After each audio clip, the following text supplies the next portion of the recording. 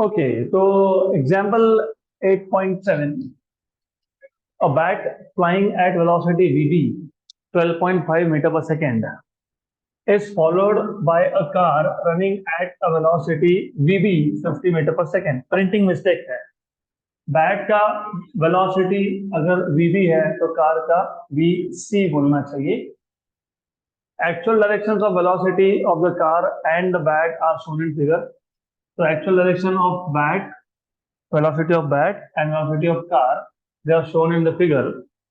Okay, both being in the same horizontal plane. मतलब bat और car दोनों के दोनों सेम हॉरिजॉन्टल प्लेन में मूव हो रहे हैं। मतलब अगर बैट एक्स वाई प्लेन में मूव हो रहा है तो कार भी एक्स वाई प्लेन में जा रहा है। ऐसा नहीं हो सकता कि bat is going in X Y plane and car is going in X Z plane, ऐसा नहीं है। सेम प्लेन में हो तो they are in the same plane, ऐसा बोला है।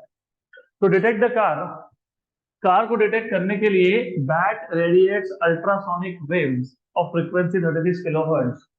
तो बैट ने कार को डिटेक्ट करने के लिए 36 किलोहर्ट्ज का फ्रीक्वेंसी इमिट कर दिया।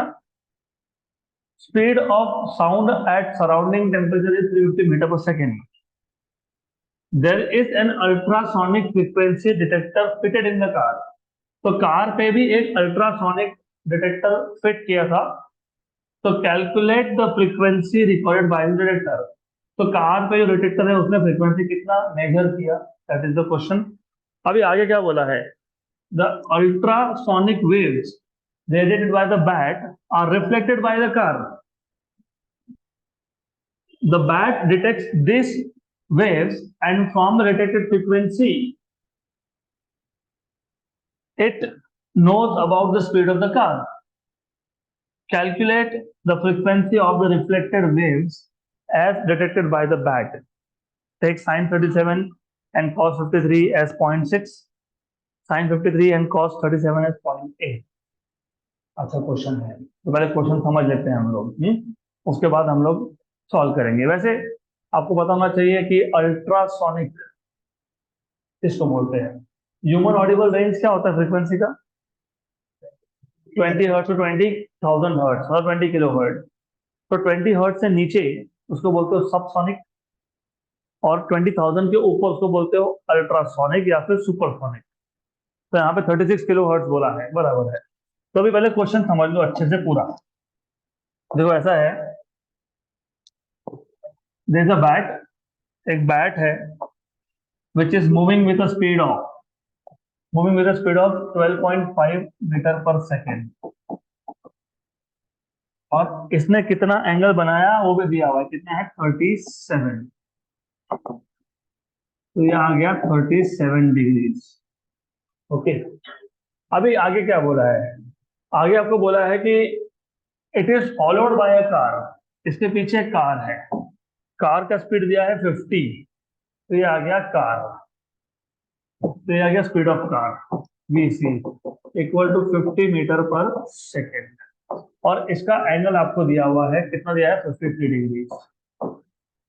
Good, then actual direction of velocities of the car and the bat is shown in the figure. वो हो गया, डायरेक्शन मतलब angle. To detect the car को डिटेक्ट करने के लिए बैट ने फ्रीक्वेंसी इमिट किया कितना, 36 किलोहर्ट्ज का। और जो सराउंडिंग टेम्परेचर था उसमें स्पीड ऑफ साउंड आपको दिया हुआ है कितना, 350 मीटर पर सेकेंड। तो पहले हमको क्या क्या इंफॉर्मेशन दी हम वो देख लेते हैं, विल सी। तो हमको गिवन पैरामीटर में हमको दिया हुआ है velocity of bat 12.5 metre per second, हमको दिया velocity of car 15 metre per second, हमको बताया है एक्चुअल फ्रीक्वेंसी इमिटेड कितना है 36 किलोहर्ट्ज, हमको बोला है speed of this sound wave, ultrasonic sound wave is 350 metre per second. Good, there is an ultrasonic frequency detector fitted in the car. तो car के ऊपर एक अल्ट्रासोनिक डिटेक्टर फिट किया गया है। Calculate the frequency recorded by detector. तो ये detector कितना फ्रीक्वेंसी रिकॉर्ड करेगा ऐसा पूछा है। मतलब आपको फाइंड करने के लिए बोला है number one frequency as detected by car. Number 2, the ultrasonic waves radiated by the bat are reflected by the car. तो ये वेव आए, रिफ्लेक्ट होके वापस गए, ओके, और बैट ने इसको डिटेक्ट कर लिया, रिफ्लेक्टेड को। The bat detects this waves and from the detected frequency, तो बैट ने जितना फ्रीक्वेंसी डिटेक्ट किया उससे उसको समझा कि कार का स्पीड कितना है, okay. Calculate the frequency of the reflected wave as detected by the bat, मतलब calculate what is the frequency, apparent frequency as detected by the bat। Question समझ है? पक्का पक्का सेम ही क्वेश्चन है ये, हमने एक क्वेश्चन कल सॉल्व किया था। एरोप्लेन, टारगेट, रॉकेट है ना, रॉकेट, रॉकेट और टारगेट। रॉकेट वेव इमिट करते करते टारगेट के पास जा रहा है, तो टारगेट ने कितना फ्रीक्वेंसी डिटेक्ट किया, और टारगेट से यही वेव रिफ्लेक्ट होकर वापस आया, तो रॉकेट ने कितना डिटेक्ट किया। तो सेम क्वेश्चन है, सिर्फ उस केस में टारगेट रेस्ट पे था, मतलब एक मूविंग था एक रेस्ट पे था, यहाँ पे दोनों मूविंग है। क्वेश्चन वही है, बैट इमिट करेगा तो बताओ कार ने कितना डिटेक्ट किया, और बैट ने जो इमिट किया वो कार से रिफ्लेक्ट होके वापस आया, तो बैट ने कितना इमिट किया। तो सेम है ना, रॉकेट ने इमिट किया, बताओ टारगेट ने कितना कितना रिकॉर्ड किया, और फिर टारगेट ने उसी को रिफ्लेक्ट कर दिया, बताओ रॉकेट ने कितना डिटेक्ट किया। सेम ही क्वेश्चन है, बराबर, बराबर ना। सिर्फ इसमें क्या है कि दोनों मोशन में है, तो अब इसमें दो केस कर लेंगे हम लोग। केस 1, तो सॉल्यूशन में हम लोग इसमें दो केसेस कर लेंगे। केस 1, अब पहले तो ये बता दो केस 1 में कौन लिसनर है और कौन सोर्स है।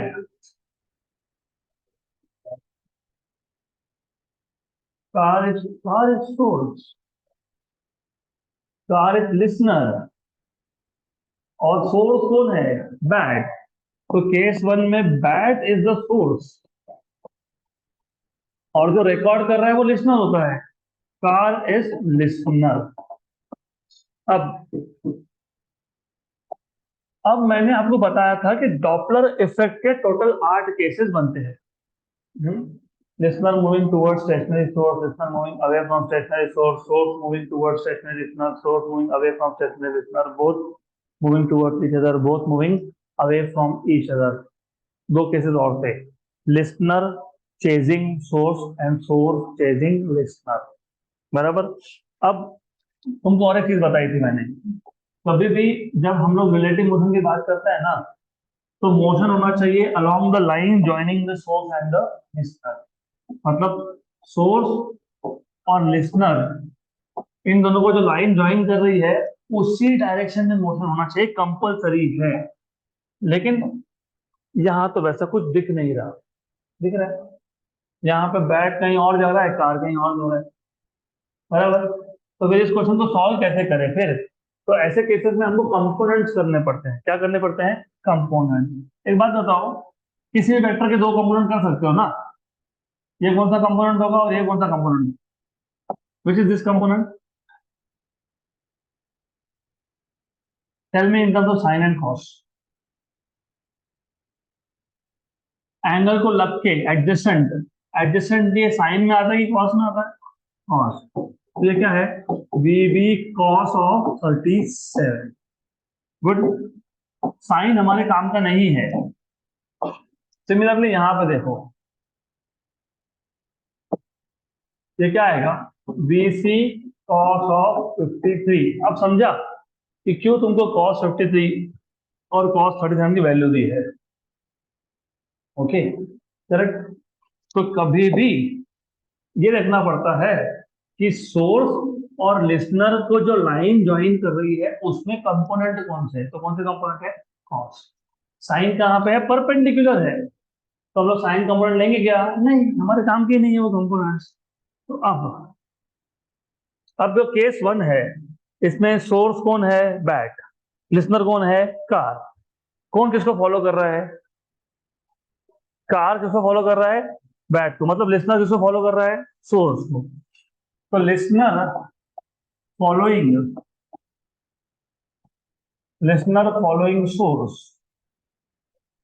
इस केस में जो फॉर्मूला बनता है ना एपरेंट फ्रीक्वेंसी का, वो सीधा होता है V plus V L upon V plus V S into original frequency, direct. और अगर सोर्स फॉलोइंग लिसनर हो तो V minus V L upon V minus V S. तो मैंने आपको बताया था कि दो केस में पेंडिंग रखूंगा, ये क्वेश्चन में आएगा तब देखेंगे। वैसे लिसनर कौन था? कार था, बराबर। तो मिल गया आपको फॉर्मूला यहाँ पे। What is we? वी दिया है ना आपको, व्हाट इज वी बोला है ना, 350 बोला कि नहीं? Yes. लेकिन लिसनर कौन है? कौन है लिसनर? कार। तो कार का कौन सा कंपोनेंट लेंगे हम लोग? कॉस। तो फिर एक काम करेंगे, एक स्टेप बढ़ा लेंगे, यहाँ लिखेंगे v plus V C cos of 53 upon v plus source कौन था? बैट। बैट का कौन सा कंपोनेंट है? Cos of 37 into original frequency. बस अभी वैल्यू सब्स्टिट्यूट कर दो। What is v value? 350। What is vc value? What is vc value? 50। What is cos of 53 given to you? 0.6। 0.6 मतलब 3/10, बराबर ना? हाँ, पक्का 6/10 होता है ना वो। अरे 6/10 होता है कि नहीं? हाँ, ओके। वापस से 350 plus VB. How much is VB? 12.5। 12.5 into क्या करना है? cos 37। What is cos 37? दिया हुआ है 0.8 मतलब 8/10। और ओरिजिनल फ्रीक्वेंसी कितना था? 36 किलो हर्ट्ज। तो मैं किलो में रखता हूँ इसको, किलो में ही रखेंगे इसको। अब देखो ऐसा है, ये हो गया कैंसल, ये हो गया 2.54 का, ये हो गया 5, ये आ गया आपका 1 का, ये आ गया आपका 2 का। तो ऊपर 5 × 6 कितना होता है? 30। 30 और 350 कितना हो गया? 380। 380 अपॉन ये कितना है? 10 और 350 मतलब 360 इंटू क्या आ गया? 36 kilo hertz. Okay, 1 and 10 0 0 cancel. So what is the frequency as detected by the car? 38 kilo hertz. तो फ्रीक्वेंसी बढ़ गया बेसिकली। तो ये हो गया कार ने डिटेक्ट किया। अभी केस नंबर 2, तो जैसे केस 1 था वैसे ही केस 2। केस 1 में जैसे बैट सोर्स था, अभी बैट क्या बन जाएगा? लिसनर। क्योंकि जो बैट ने फ्रीक्वेंसी इमिट किया था वो कार से रिफ्लेक्ट होकर वापस से बैट के पास ही आ गया, और कार क्या बन जाएगा? सोर्स। तो जैसे पहले लिसनर फॉलोइंग सोर्स था, अभी कौन फॉलो कर रहा है? सोर्स। किसको फॉलो कर रहा है? लिसनर। Source following listener. जैसे लिसनर फॉलोइंग सोर्स में न्यूमरेटर और डिनोमिनेटर में दोनों में प्लस होता है, यहाँ पे दोनों में माइनस होता है, ये याद रखना। ओके, ये फ्रीक्वेंसी कौन डिटेक्ट करेगा? वापस से बैट। और यहाँ पे क्या लिखूंगा मैं? एनसी। क्योंकि जितना कार के पास पहुंचा वो उतना रिफ्लेक्ट करे, ओरिजिनल नहीं, नॉट ओरिजिनल, बराबर बराबर। लेकिन यहाँ पे वी एल लिसनर कौन है? कौन है लिसनर? बैट। और बैट का कौन सा कंपोनेंट लोगे? कॉस। तो वीबी वीबी कॉस ऑफ 37। यहाँ पे सोर्स कौन है? कार। कौन सा कंपोनेंट? Cos of 53। सब्स्टिट्यूट कर दो तो आपको मिल गया N B equal to V minus V L. What is V L? V B cos 37 upon V minus V S, that is V C cos 37 into N C. आप value substitute कर देंगे। Yes, हाँ cos, हाँ ये cos 53,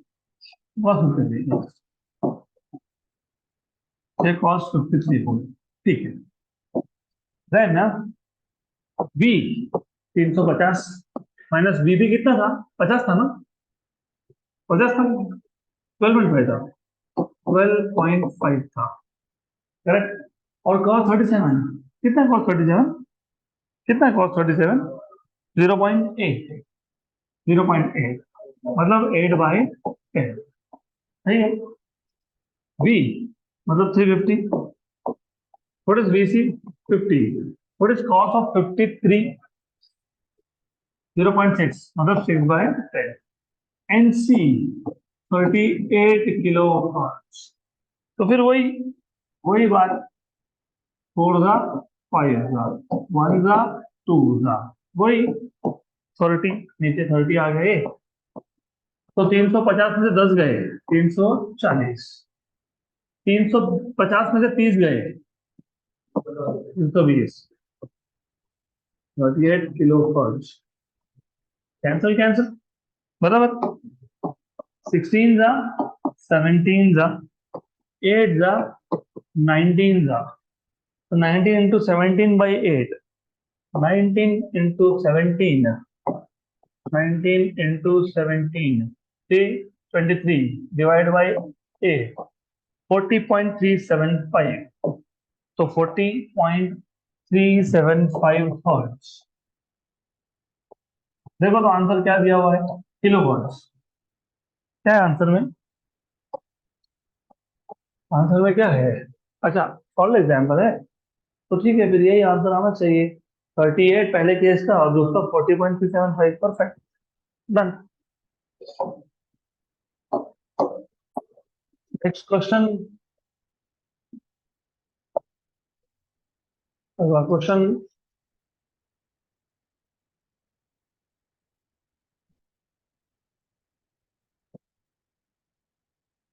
a police car travels towards a stationary observer at a speed of 15 meter per second.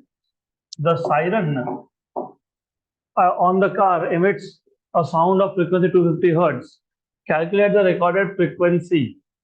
The speed of sound is 340 metre per second. Simple question है, तो आपको पता है पुलिस कार के ऊपर एक सायरन होता है, तो वो सायरन ने कितना फ्रीक्वेंसी इमिट किया है, 250 हर्ट्ज। तो ओरिजिनल फ्रीक्वेंसी कितना है, 250 हर्ट्ज। तो सोर्स कौन हो गया, सोर्स हो गया पुलिस की गाड़ी, और उसका स्पीड कितना दिया हुआ है, कितना दिया हुआ है, 15 मीटर पर सेकेंड। और लिसनर मतलब ऑब्जर्वर क्या है, स्टेशनरी मतलब कितना, 0। और स्पीड ऑफ साउंड आपको दिया हुआ है कितना, 340 मीटर पर सेकेंड। आपको फाइंड करने के लिए क्या बोला है, apparent frequency. Calculate the recorded frequency मतलब एपरेंट फ्रीक्वेंसी। तो मेरे को ये बताओ पहले, who is stationary, who is moving, listener is stationary and source is moving, towards की अवे, टुवर्ड्स, तो डिस्टेंस कम हो रहा है कि ज्यादा हो रहा है। तो सबसे पहले देखो ये था V, V L, V V S, इसमें वी एल तो जीरो ही है, हाँ वी एल जीरो है। और और क्या बोला है आपको, source is moving towards, toward मतलब ये रेशो होता है ग्रेटर देन 1, रेशो को 1 से बड़ा होना है तो न्यूमरेटर बड़ा कि डिनोमिनेटर बड़ा, न्यूमरेटर, तो नीचे क्या आएगा, माइनस, बन गया फॉर्मूला, सिंपल। तो N equal to V upon V minus V S into NO. V की वैल्यू कितनी दी हुई है आपको, 340 अपॉन 340 minus V S, V S कितना दिया हुआ है, 15, और ओरिजिनल फ्रीक्वेंसी कितना दिया हुआ है, 250 हर्ट्ज। तो अभी सिर्फ इसको कैलकुलेट करना रह गया, तो 340 अपॉन 325 इंटू 250, 25 का टेबल पता होगा तो हो जाएगा, 25 टेंजा और 13 तो 3400/13, 3400/13, सिंपल है ये भी। तो 3400/13, 3400/13 कितना आ गया, 261.53, तो 261.53 हर्ट्ज। और बढ़ना चाहिए था क्योंकि डिस्टेंस क्या हो रहा है, कम। तो यही आंसर है। दिया तो दिया होगा ये कितना है। हाँ वो राउंड ऑफ करके 5 4 हो गए। ठीक। Next question and the last question of this chapter. The sound emitted from the siren of an ambulance has frequency of 1500 hertz। तो एम्बुलेंस के ऊपर सायरन होता है, उसका फ्रीक्वेंसी बताया है 1500 hertz. Speed of sound is 340 metre per second. Calculate the difference in frequencies heard by a stationary observer in the in नहीं in नहीं heard by stationary observer if if if the ambulance initially travels towards and then away from the observer at a speed of 30 metre per second. तो अभी पूरा question को मैं वापस दोहरा देता हूँ, थोड़ा सा करेक्शन का क्वेश्चन में। एक एम्बुलेंस है जिसके ऊपर सायरन है। सायरन का फ्रीक्वेंसी है 1500 हर्ट्ज का ओरिजिनल फ्रीक्वेंसी, और साउंड का स्पीड एयर में है 340 मीटर पर सेकेंड। ये जो एम्बुलेंस है it is moving with speed of 30 metre per second. तो पहले वो स्टेशनरी ऑब्जर्वर के पास में आएगा, फिर क्रॉस करके जाएगा। ऐसा होता है ना, अभी आप बैठे हो बाहर से, इमेजिन एक एम्बुलेंस जा रहा है, तो source is moving, listener is stationary. तो पहले वो पास में आया, मतलब डिस्टेंस कम हो रहा है तो फ्रीक्वेंसी बढ़ते जाएगा, और फिर क्रॉस हो गया तो फ्रीक्वेंसी कम होते जाएगा। तो इन दोनों फ्रीक्वेंसीज का डिफरेंस पूछा है आपको। राइट, क्लियर यहाँ तक? पक्का पक्का? हाँ, तो सिंपल क्वेश्चन है ये। तो पहले तो देख लो कि तुमको गिवन में दिया क्या क्या है। तुमको दिया हुआ है और मतलब रियल फ्रीक्वेंसी 1500 हर्ट्ज का, और आपको बताया स्पीड ऑफ साउंड है 340 मीटर पर सेकेंड। आपको सोर्स का स्पीड बताया हुआ है 30 मीटर पर सेकेंड। लिसनर तो स्टेशनरी ही है तो वीएल की वैल्यू तो जीरो ही है। और आपको पूछा है डिफरेंस इन फ्रीक्वेंसीज, मतलब डेल्टा एन। ओके, डिफरेंस पूछा है, डिफरेंस इंपॉर्टेंट है ये। तो पहले तो समझ लो कि फॉर्मूला क्या आएगा। मुझे सबसे पहले ये बता दो कि जब एम्बुलेंस पास में आ रहा है तब फ्रीक्वेंसी ज्यादा, कि जब दूर जा रहा है तब ज्यादा? पास में आ रहा है, उसको बोलते हैं अप्रोच करना। तो एन ए मतलब frequency of approach. N A approach, distance कम होना मतलब अप्रोच करना। और जब दूर जाते हैं तो उसको बोलते हैं रिसीड। क्या बोलते हैं? रिसीड। तो एन ए मतलब apparent frequency of approach, N R मतलब एपरेंट फ्रीक्वेंसी ऑफ रिसीड। लेकिन लेकिन what is apparent frequency of approach and what is apparent frequency of recede? दोनों ही केस में लिसनर क्या था? स्टेशनरी था ना, ऐसा था कि नहीं? यस। अप्रोच करना मतलब डिस्टेंस कम होना, डिस्टेंस कम होना मतलब एपरेंट फ्रीक्वेंसी ज्यादा होना, एपरेंट फ्रीक्वेंसी ज्यादा होना मतलब न्यूमरेटर ज्यादा होना, डिनोमिनेटर कम होना। सही कि नहीं? और इस केस में उल्टा। तो हो गया, फॉर्मूला बन गए। तो हम लोग पहले क्या करेंगे, N A N R find कर लेंगे, तो सब्स्टिट्यूट कर देंगे। तो पहले एन ए फाइंड कर लेते हैं, v upon v minus B S into N O. तो पुट वैल्यूज हियर। v की वैल्यू कितनी है? 340 अपॉन 340 माइनस 30 इंटू 1500, 1500। ओके, तो कितना हो गया? 310 इंटू 1500। अब एक काम करेंगे, 0 0 उड़ा दिया। अभी फर्दर सॉल्व नहीं करना, इसको सिर्फ ऐसा रख दो, क्योंकि हमको पूछा है डिफरेंस, तो हम डिफरेंस के टाइम पे देखेंगे क्या करना है। तो ये एन ए आ गया। सिमिलरली एन आर भी मिल जाएगा। एन आर क्या है? V upon V plus V S into N O. V कितना है? वी 340, और ये कितना है? 340 प्लस 30। एनओ कितना है? 1500। तो 340 अपॉन 370, और ये आ गया 1500। तो 34/37। अभी दोनों को कर लेंगे सिर्फ सब्ट्रैक्ट। तो delta N equal to N A minus N R. N A था 34/31 इंटू 1500, ऐसे था ना? यस। ये है 34/37 इंटू 1500। इसमें से ना 34 और 1500 common, 1/31 minus 1/37। 34 into 1500, 37 minus 31, 6 upon 31 into 37। यहाँ तक तो हो गया। अभी सिर्फ क्या है, अभी कैलकुलेशन है, बाकी तो कुछ है नहीं, तो करके देख लेते हैं। देखो क्या क्या है, नंबर क्या क्या है, नंबर चेक करो। 34 इंटू 1500 इंटू 6, ये हो गया तुम्हारा numerator. Divide by, divide by क्या क्या था? 31, और डिवाइड बाय क्या था? 37। कितना आ गया? 266.7829। तो 266.78 हर्ट्ज। ये डिफरेंस इन फ्रीक्वेंसी है, ध्यान दो यहाँ पे, यहाँ ध्यान दो। मतलब जब एम्बुलेंस पास में आ रहा था और जब एम्बुलेंस दूर जा रहा था, इन दोनों का फ्रीक्वेंसी डिफरेंस है। अगर सिर्फ पास में आने की बात होती तो क्या होता? तो पहला केस सिर्फ उतना फाइन करते, और जब दूर जा रहा होता तो सेकेंड केस। Okay, done.